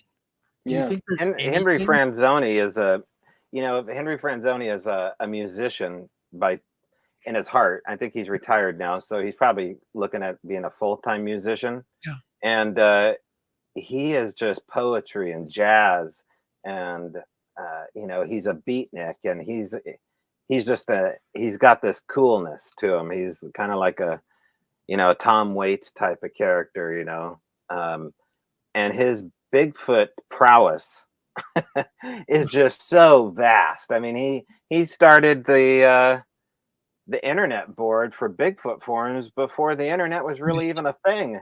And he was the first guy I ever spoke with about Bigfoot and had on as a guest on a little internet site called TalkShoe Radio. And he just kind of took this young little whippersnapper and kind of schooled him about Nikola Tesla and kind of sent me off on the fringe early, mid 2000s. And so when he agreed to be in this documentary, I was just so thrilled because it's been a long time coming since Henry sat in front of a camera and let it rip. And people need to get his book, Spirit of Siatka. They need to meet him. They need to bother him. Yeah. He needs to be pestered again and pulled back into this community because, we don't all live forever, and we need to get this information out. Yeah. Yeah, he's going to play a big part in the sequel too, because of very the cool. things that he Very says are brilliant. In regards to the other side of things. We had kind of a magical moment on camera that I'm just going to tease with Henry, and he's just a great guy. He's just a great guy. Unleash So, him. Alex, can you bring up can you play the Like that. trailer for everybody for Yeah, Flash? are you guys okay with that? Yeah. Okay. I'm looking at this giant figure, huge, 8 feet tall, non-human gait. I'm trying to classify what this thing is, but it's not real. And I know what it is, but what it is not real. The arms of these things went well below their knees, unbelievably long arms.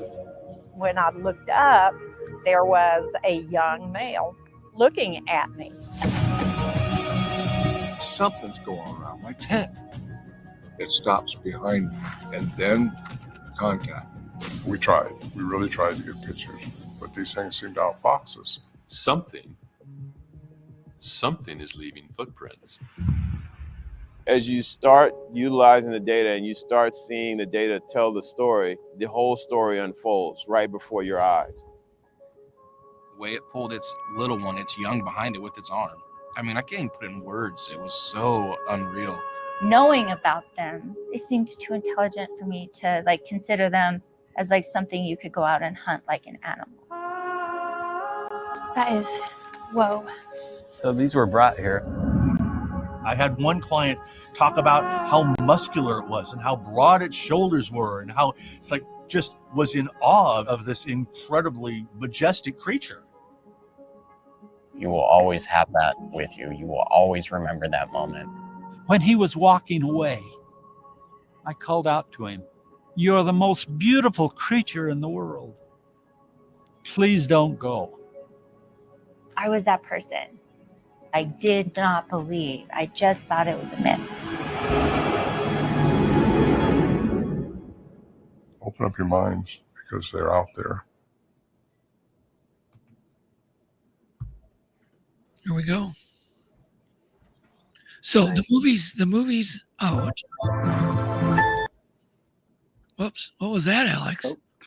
It's just autoplay. Sorry about that. That was a music part. Okay. The paranormal strikes again. Exactly.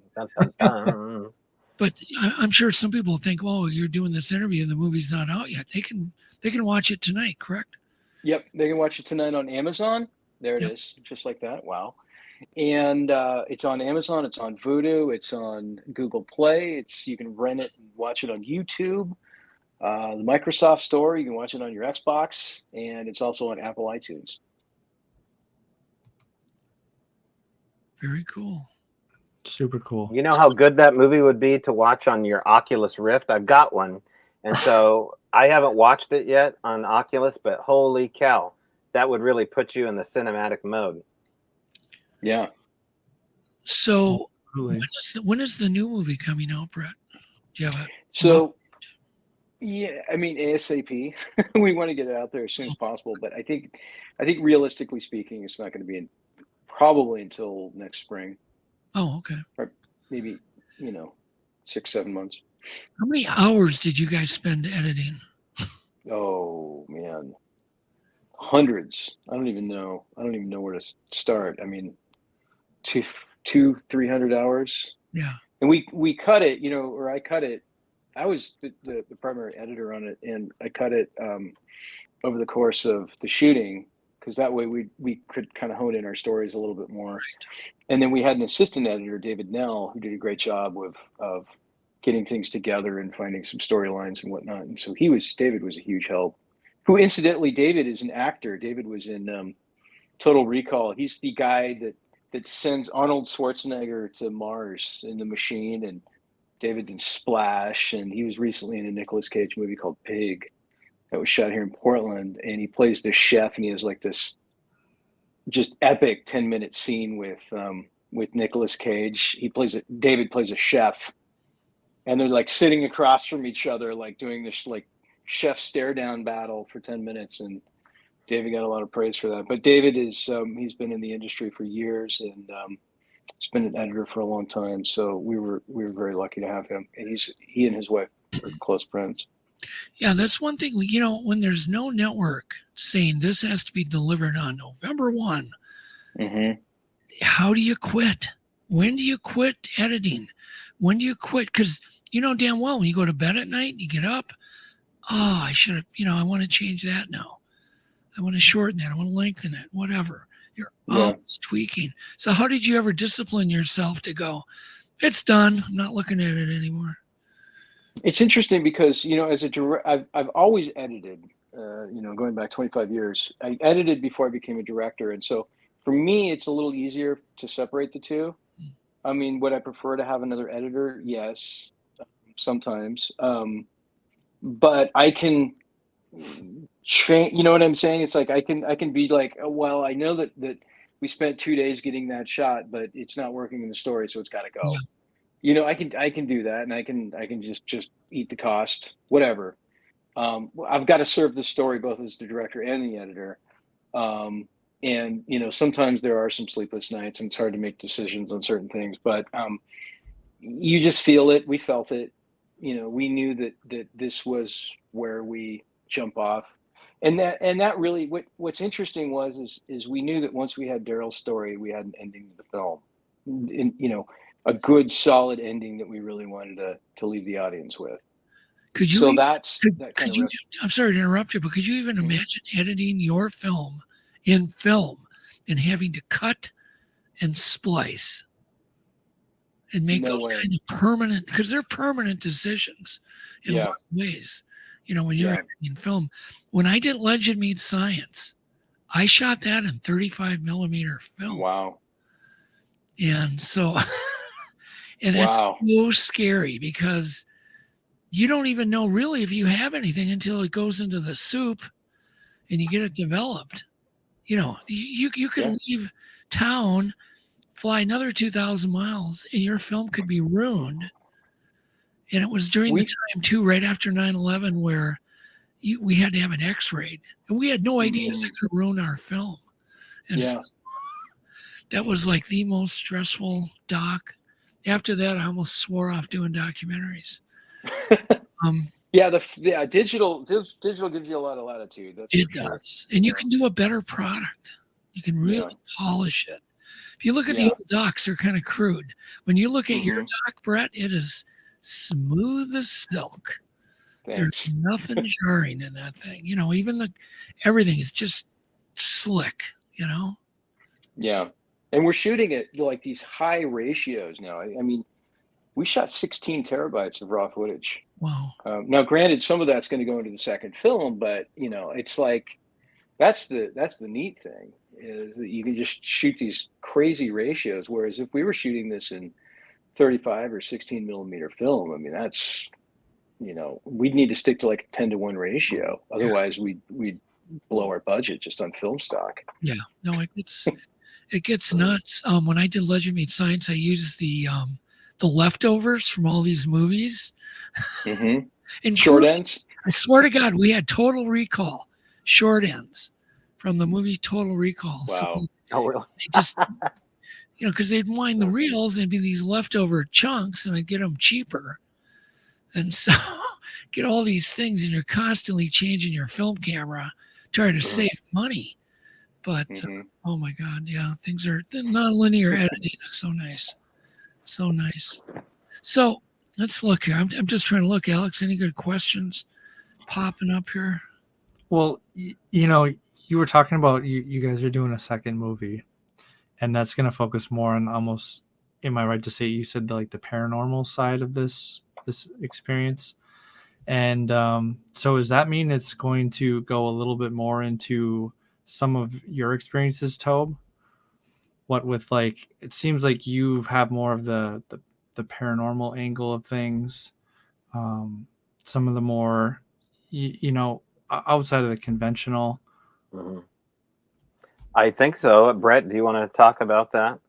Yeah. Oh yeah. The second film is going to cover a ton of the Owl Moon experience, if you will, with Tobe, with Daryl. We're really going to get into depth about that because there is just so much there. And there's so much there that just you can't explain, from the gifting to, Daryl came home from church one Sunday with his family, and there's a huge rock sitting in the middle of his room, his living room. How do you explain that? So, that's just but one of the many, many stories that we're going to be telling. And we're really going to be getting into, like I said, the characterization of Bigfoot.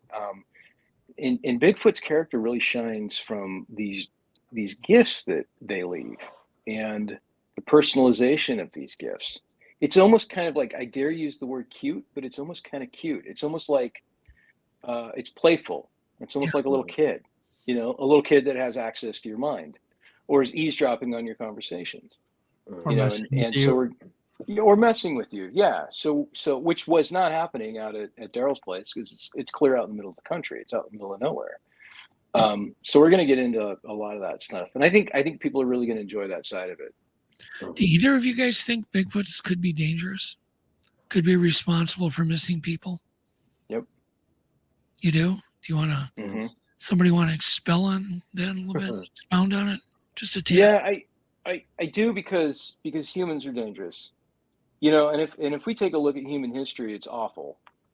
Going all the way back to the Crusades, to the wars that we've had, to the human atrocities that are happening to this day. You look at some of the torture devices from the medieval times, and humans were sick. And there's still a lot of us out there that are sick. And, thankfully that's a small percentage of this world. But, the Holocaust is another great example of that fact. And that happened 70 years ago, not that long ago. So I think when you compare that to, and that's just kind of nature to a certain extent, when you compare that and add that to Bigfoot, yeah, of course there's going to be some out there that are going to do some not good things, some bad things. And I think it could be region specific. I think there's different, types of them. There's different species, if you will, from the skunk ape to the Satonga of the Midwest to what do you call it? Nunavut or whatever they're called, the Alaskan killer Bigfoot, to the Sasquatch to the Bigfoot of the West Coast. I think people's experiences have been all so entirely different. Well, the cannibal stories are, they're disturbing because one hand you have some tribes that they don't talk about that. Other tribes, they talk about the cannibalism and, the robbing of children and women. So, there has to be something to the danger. But what's interesting is you guys are all talking about them as though these are human attributes of, let's say, the sinful nature, their morality is askew. You're not speaking about them as though they're trying to hunt to survive. We're talking about them as though they have a soul of some kind and that they can somehow lose track of that and lose their way like humanity can. So that's very interesting to me because I think eventually we all start speaking this way. Even the people that have an appreciation for mainstream science, they have to back up their conversation and say, well, what I really meant is that these things, they have to survive. And once in a while, they may kill a child or they may kill somebody. And I just don't think that fits the narrative of what we're talking about for so many reasons listed throughout this documentary. And just to explain real quick here about something brilliant regarding this book that I have nothing to do with. If you want to relive some of these stories here, Blaine and Alex and Doug all had the mind to put in these QR codes inside the Al Moon Lab book. So as you read along here, you can actually come to a page and go to the QR code and scan it with your phone and then learn about, my opinion on what I just had to say regarding some of the witness testimony from the Al Moon Lab. And I know that was a little bit of a plug, but I thought I'd work it in there. That was a blatant plug. It's okay. But I don't take credit for it because that was a really cool idea. And anybody I Get tell the book. it to, I always Get the give you book. credit. Buy the book if you haven't bought the book already. I'm going to do a plug too because it's an excellent book, and unfortunately we only have a certain amount of time in a film. We've only got 90 minutes to a couple hours, and reading Tobe's book, you get all of those fine details that we have to make the hard decision to cut out. So it sounds like if you really care about the whole story, it's really, you want to watch the doc, you want to read the book. You definitely want to wait for the second one to come out. Yeah, and buy the coffee mug too, because you should be drinking your coffee every morning through the Flash Beauty coffee mug and wearing a trucker Oh my hat. gosh, yeah. They got a brilliant bunch of swag on your website too. What's the website again? Bigfootdoc.com. I'm only pushing swag because we're small indie filmmakers. Yeah. And we self-funded this documentary through our video production work. And we're doing the same thing with the second one. So, we have some merchandise that we're trying to get out there and help promote the film and whatnot. But that's true of, any film that's out there. Yeah. Yeah, it's tough. I tell you, you don't get, I don't think I made a penny on Legend Meets Science for 8, 9, 10 years. Ooh, there you go. Yeah. So look how original that is. It's not get rich quick. No, but we're not, we do this because we love it. And that's the whole idea. Being a filmmaker is a terrible career choice. But a lot of people think that this is being done, I did Legend Meets Science because I wanted answers. Yeah. I needed an excuse to spend all this money on forensic stuff and people and travel. And, I love that. And so you get That's answers. Right. Yeah. So, Tobe, do you want to put your swag? Alex, put Tobe's swag up. We're swagging. Let's. Oh yeah, swag away, Alex. You've got beach towels. You sound like the guy in Signs, in the movie Signs. I have to thank Marcia K. Moore, who's done her share of network TV and has worked with the elongated skulls. She helped get this ready to deliver to Doug and Alex, who fine-tuned this incredible logo, which was kind of represented off of the Nazca lines, right? I wanted something that it's pretty cool, was so unusual, but yet spoke to the mystery. And there is not a hair nor Sasquatch anywhere to be seen. And maybe that was a poor marketing decision on my end, but it's a strange story, and it begins with Bigfoot, but it ends in the trees with other strange things happening. Okay, lose the swag, Alex. That's the first time we've promoted our swag on. That's podcast. right. So thank you guys. Yeah. You owe me a free Flash of Beauty hat, Brett. Oh yeah. We got you. We got you covered, Doug. No problem. I love it. I'm joking. Anyhow, so any good? There were some good comments here. I wanted to.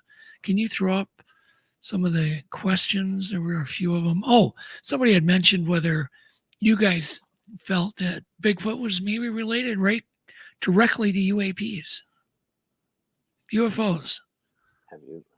You want to touch that one, Brett? I think you can touch on it with Daryl's experience. I was looking you right in the eyes, Tobe. Yeah. Yeah, Daryl's experiences in the chandelier. Maybe you can talk a little bit about the chandelier. Oh! I don't know if that. Real quick. Yeah. I will say one thing real quick is, there's a local gal in the Cottage Grove area that we interview in the second film, and she talks about how they are connected. She's a psychic, and she talks about how she's told, through her abilities, I guess you could say, that her guides, that UFOs are going to be coming and visiting their friends in the forest. So I'll leave it at that, and then you can talk about chandeliers. Well, disclosure has been happening for quite a while as far as UFOs are concerned, and now they have a new name for it. I think Brett and I toyed with a name for like the unidentified forest people, the UFP or something like that. But when you file these FOIA requests to understand what's going on with these mysteries, they play this little game with you where they change the acronym so you can't find it, and it's just buried away based upon the fact that you got the alphabet wrong. And maybe that's happening with Bigfoot, and that's of course similar to what's going on with UFOs and disclosure and the Tic Tac footage. But the Pentagon's extremely interested in these mysteries. You just have to go to the Umatilla Basin and start looking into these other power spots. We already mentioned one, Skinwalker Ranch, where they talk about what they call a hairy bipedal large subject over the mesa, hopping out of what looked like I believe a red hole in the sky or something to that effect, or maybe going into it, if I remember correctly. I know that I've had conversations with people that stand by their story regarding UFOs and Sasquatch. I know Linda Moulton Howe had an email correspondence with me where I was going to invite her out for a Sasquatch conference. And she said that abductees have seen Sasquatch on craft with them the moments that they wake up after they're on board the craft, as though the Sasquatch are in the same position that they are, just a worker bee being taken away. So these are all anecdotal stories, but what happened to us and what happened to so many of these witnesses that you have yet to hear from is that they see these lights in concert with the Bigfoot activity. And most of the time, these lights appear before Bigfoot appears, as though it is the calling card before an encounter. And all I got to tell you is hold tight for Mark Parker's story. He's in part 1. I imagine there's probably a testimony coming to you in part 2 with that. But if not, you can hear my interview on Strange Brow Radio with Mark Parker. These things do happen to credible people. They're not looking for a sensation. They don't want their name known. And in some cases, they never want it to happen again. And it's a very strange subject. It's not for everybody to take this red pill. But like I said yesterday, I'm a adrenaline junkie, and this is my drug of choice. I would say it's a pretty safe drug. I think it's pretty good. It's a good way to go. So, anybody else have any questions? Deborah says again, are you on Ron Moorhead's page regarding quantum Bigfoot? Yes, 100%. 100%. Ron says a lot of really interesting things in that book, and it's been a huge inspiration going forward. Yeah, Ron, I had a chance. I picked Ron up at the airport and had a long chance to take a drive to a conference. And it was really interesting just to visit with him one-on-one, hear his theories, and and he's open-minded. He doesn't know, for sure, but his theories are amazing. Yeah, they do make sense. The metaphysical nature of Bigfoot has presented itself to me, at times where you're just like, okay, I heard something running at me. The ground was shaking, but I didn't see anything. And you're just puzzled. I can't come to any solid conclusions, but it definitely keeps opening your mind bigger and bigger and bigger. And that's kind of, so Tobe, how big is your mind open? I don't know. Someone would say it's just spilling out all over the sidewalk. But let me say this about people like Ron Moorhead. Beside all his Bigfoot experiences comes a lifetime of experience with how to deal with things like controversy. There's a lot of infighting between these communities. It's sad and it's ridiculous and it gets personal, yada, yada, yada. But Ron is not like that at all. He has bifurcated himself into both of these camps. They all equally love him. And here's why. It's because Ron taught me early on to keep your mouth closed and to always say, if you don't agree with somebody, you could be right. Yes. And that's the most important thing I've ever heard a Bigfooter tell me is you could be right. Yes. Because it gives them the upper ground and you check your ego at the door. You're not giving away ground, but you're just letting them, walk away with something. And I try to do that. I'm a little more hot-tempered than Ron is. But I always think of that after I screw up. Like, oh, shoot, I should have said a Ron statement. So let that be a lesson to all of you apers out there. It's true. It's Oh my it's God. so true. It's so We got so a true. name for us. I think one Papers. one of the biggest things we've learned, I think I speak on behalf of Jill, the producer and co-writer, and Mike Ferry, the cinematographer. The three of us all agree that anything is possible now. Anything is possible. You know, don't let yourself limit yourself. You know, don't let your mind limit itself. I heard a new theory yesterday I was going to share tonight. A Facebook friend, we were just chatting in the messenger, and he's been doing research on stick structures and finding them. And his theory was they're created like crop circles from the heavens, from the skies, from above. And I thought, oh, I haven't heard that one before. That's really interesting. You know, it made just as much sense as anything else. I have a quick statement about that, and it involves Marcia K. Moore, who spoke at the Forks conference that we had where Flash of Beauty premiered. And Marcia, as I said, to help with the t-shirt design, she also works forensically with the elongated skulls from Peru, the long heads as they're called. It's not just a Peruvian phenomenon, it's also a Pacific Northwest phenomenon. Here's one of her sculptures done out of a 3D print.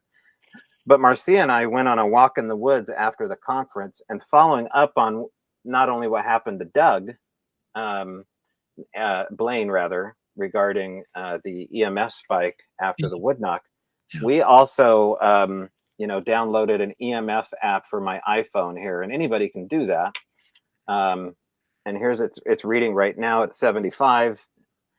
Anyway, we took that out in the woods. Back truck up.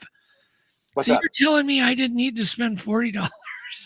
No, this is free on here on iPhone. Oh, back the truck up. What's the name of the app for everybody? It's called EMF Detector. It's a real catchy name. Oh my God. Okay.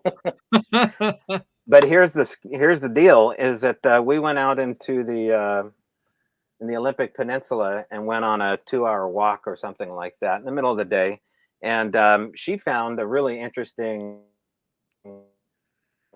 Now you can say what you will about glyphs. We found plenty of them. In fact, 24 of them at the Almoon property, and they're all very runic in nature. And it was the same 4 sticks over and over again in a hotspot area at the property. But Marcia found one underneath a burnt tree. It looked like a lightning strike had come through the tree and burn out the center of it like lightning does. And so I walked in this giant old growth, and here's this, 2 sticks. I think it was kind of like an asterisk shape or an X pattern. And we put this EMF detector on here. Now it's not, the $400 one or the $40 one that you bought, Doug. But what was interesting is when I set my phone on here, it had a baseline reading, and we watched that baseline reading slowly go up on top of that glyph. And it went up, I think, about 10 points over about 3 minutes. And then we tried other sticks around there just to see if it was a fluke based upon the ground or whatnot. And it's a little bit off track what I'm talking about, but regardless, you've got to start thinking differently about the phenomena of Bigfoot. The old stuff it hasn't gotten us anywhere. I mean, with the wood knocking and the running around the trees with night vision, it's almost it's an embarrassing thing to do, in my opinion. I just don't do it. I have my night vision camera sitting in the Subaru for things that are going on in the sky, because I don't think that's as embarrassing.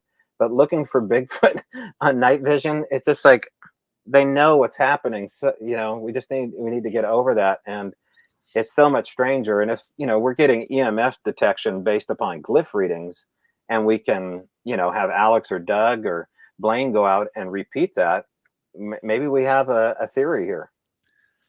Well, what I think is embarrassing is doing vocal calls, because who in the world can duplicate a vocal call?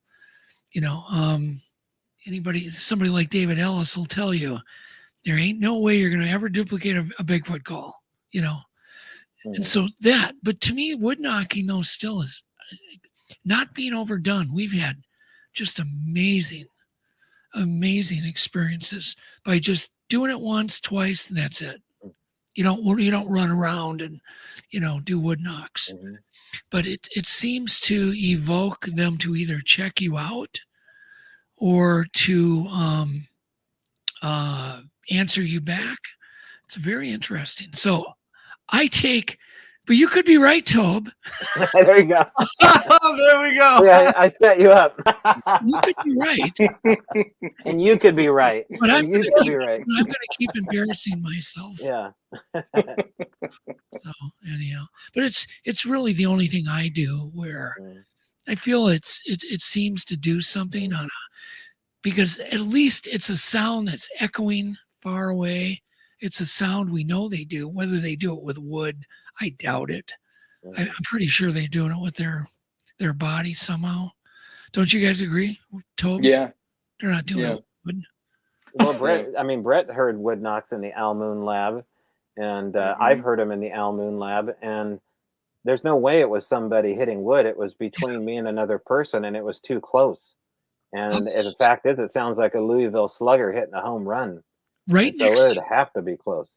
It's unmistakable. So on Sunday, Jill and I were driving over the Southern Oregon Coast Range, and we took this road called Bear Camp Road. I'm sorry, and it's a pretty dangerous road. It's closed during the winter, and people died on it. So of course, naturally, we decided to take Bear Camp Road. And we did see bears, but we took a side road off of Bear Camp Road because what makes more sense than traveling one dangerous road and going to a more dangerous road? And we're cruising down it, heading back down towards Grants Pass, Oregon. And we had the windows shut, no music on, nothing else. And we heard an unmistakable wood knock. Unmistakable. We both did one of those things where we turned and looked at each other at the exact same time. Through the windows of the car, and we immediately stopped and got out and tried to listen for something else. But it was just when you hear it, and Tobe's right, it sounds like a Louisville Slugger hitting a home run. It's a very sharp pop. It's like it almost kind of to me sounds a little bit like a gunshot, but it doesn't have the punch of a gunshot, if that makes sense. Yeah. A little duller. Yeah. But we heard it, and we were out in the middle of nowhere at the top of the mountain on a logging road. I had one time, one do one 10 feet from me. And then we waited till 2 a.m. and did one unexpectedly at 2 a.m. and it answered 10 feet again. And it was, we're talking 10 feet. So very similar to your experience, Tobe.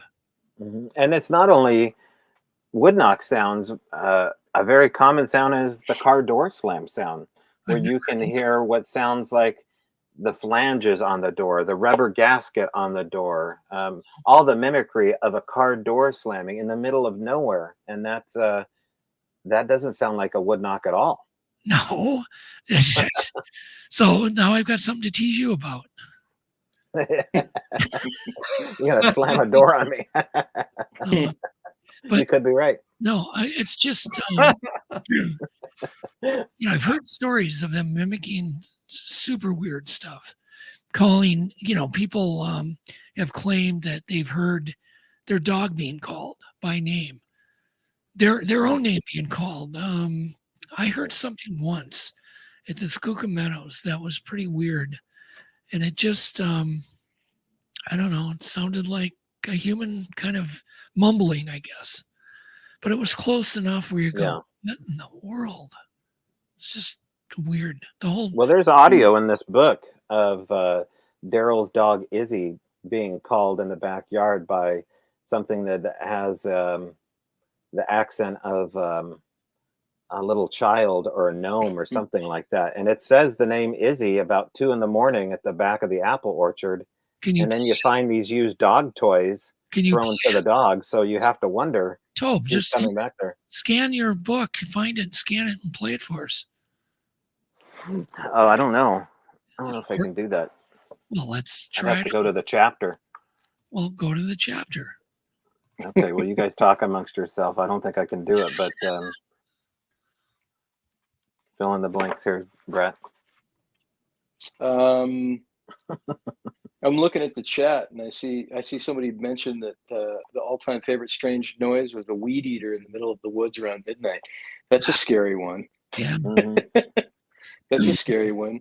Ron, Yeah. but Ron tells this story, this famous story about how they were in their camp up at Sierra Camp, and they were hearing all kinds of things, destruction of their camp, basically. Oh yeah, yeah, I remember that. You know, so we're not just talking about one or two sounds. We're talking about a cacophony of sounds, and you know, Ron's thinking he's going to step out of this camp and find total, complete chaos and destruction, and there was nothing touched. There was nothing touched. It was just completely bizarre. Sorry to So they- sorry to interrupt, guys. Yeah. Just real quick here. Tob, what was the name of the chapter? Do you know the name of the chapter? I can pull it up if you want. I don't know the name of the chapter. In fact, I'm on the same link that you are probably going to go to. So let me see if I can beat you to it here. It's nothing like putting somebody on the spot. No, but just to, and I won't be able to find it, but the things that Ron described are also things that people that have poltergeist encounters describe as well, including the kitchen. The kitchen is a big one, of having the whole china cabinet pushed over or having everything destroyed all at once. I've heard this sound myself in a haunted house, and it's exactly what Ron describes. In fact, I've been camping with Ron in a Bigfoot hotspot, and Ron was in bed, and I was sitting out in the middle of the logging road waiting for Bigfoot to come. And I heard what sounded like someone fold the table away, and nobody took credit for that. So, you know, those are anecdotal stories once again, but man, when you get 10, 12, 14 of these stories and they start adding up to experiences, how do you discount that? I don't know. It's almost like they have a built-in tape recorder. Yeah, it's almost like they have a built-in tape recorder too. Mm-hmm. Amazing.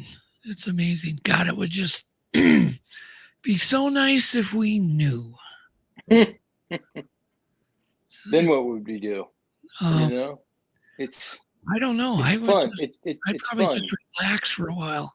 Yeah, 'Cause I deal with that's this true. stuff, Brett. I'm on the phone till 2, 3, 4 in the morning with people telling me stories. I was on the phone last night again with a guy named Will Starr. He's got a big YouTube channel. We were talking Bigfoot. I looked, it was like 4:51. The birds were singing, and we're still just yipping away, you know, talking and telling stories and trying to figure out stuff. And it's very addicting. It's very addicting. And I think people, in most part, are very open-minded.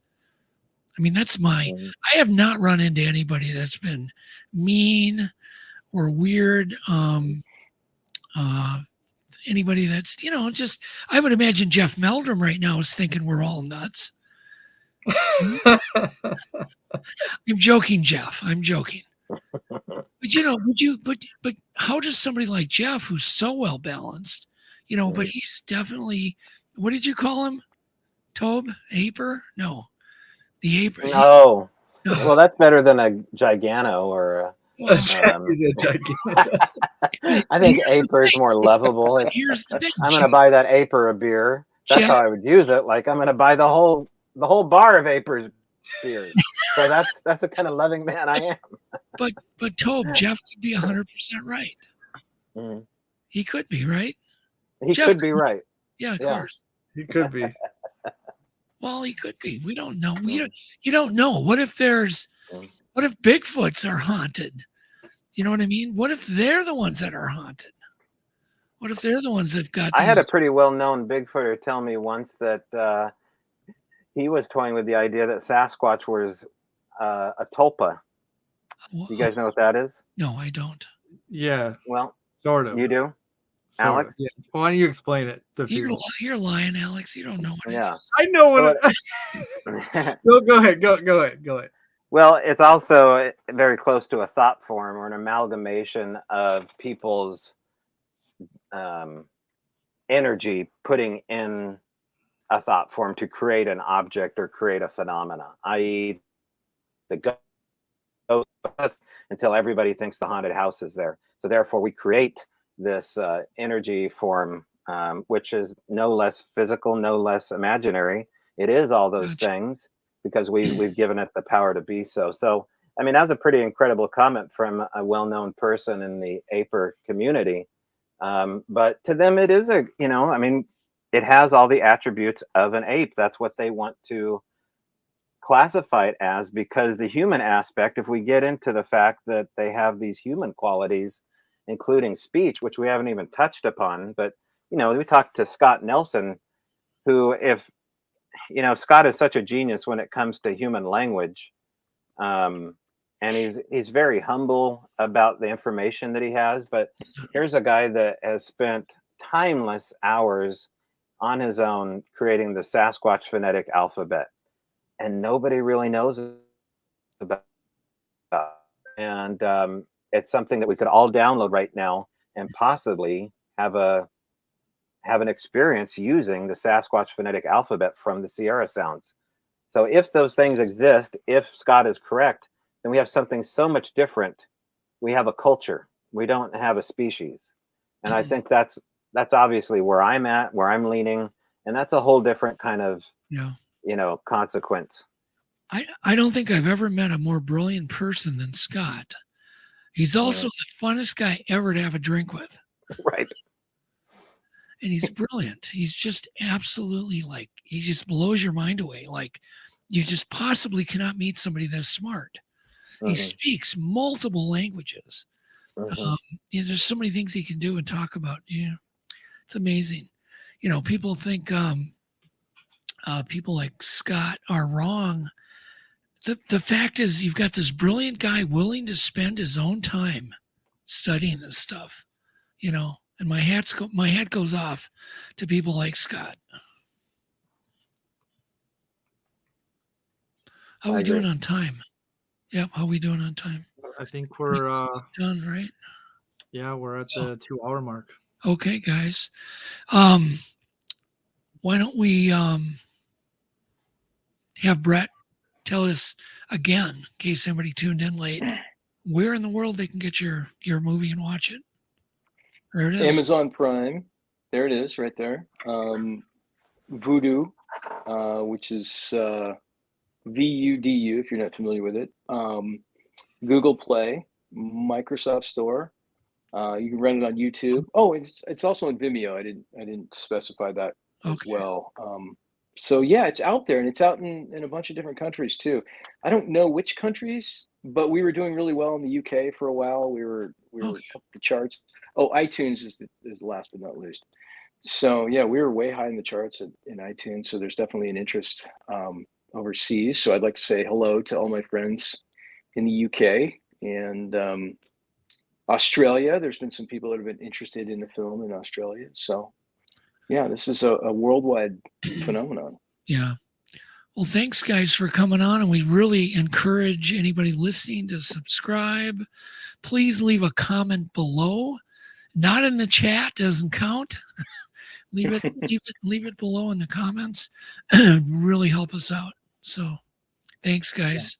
Thanks. Thank you guys for having us. Thanks, Alex. Thanks, Doug. Thanks, Brett. It was fun. Bye.